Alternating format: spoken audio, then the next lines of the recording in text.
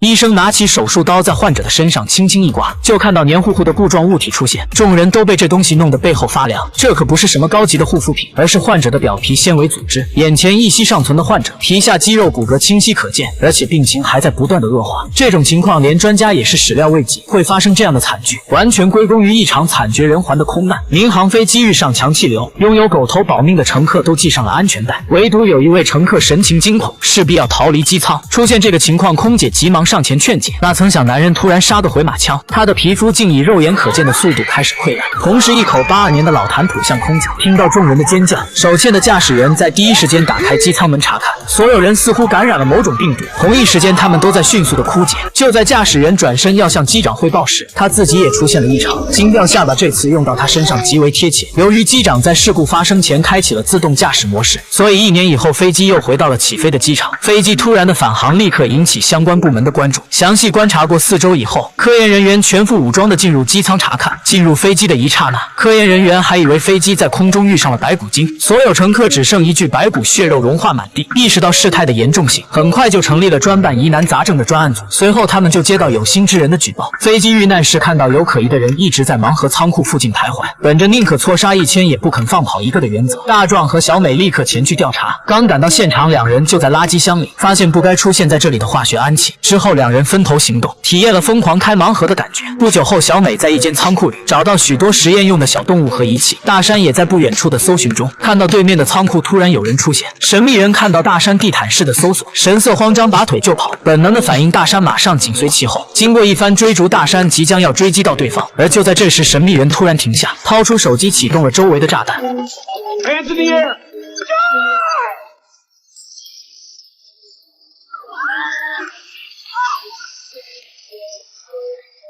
经过医生一段猛如虎的操作，小美并没有大碍，可大山就没那么幸运了，因为他当时离爆炸源太近，所以吸入了大量的化学病毒，身体变成了半透明的将死之人。但因抢救及时，目前还没有白骨化。由于工作的原因，两人一直处于地下恋情的关系。如今为了找到救治爱人的一线生机，小美擅自偷看了中情局内部的档案，惊奇地发现70年代有位贝博士曾经做过和白骨化病毒极为相似的实验，可他在17年前因个人原因住进了精神病院，若想保释或者看望，只有直系亲属才可以。于是小美破例带着贝博士唯一的儿子来探望他。Dr. Bishop, special day. You have a visitor. Hello. I knew someone would come. Eventually. 在贝博士看到儿子后，并没有酗酒，而是第一时间扒开他的眼睛，检查他有没有被病毒感染。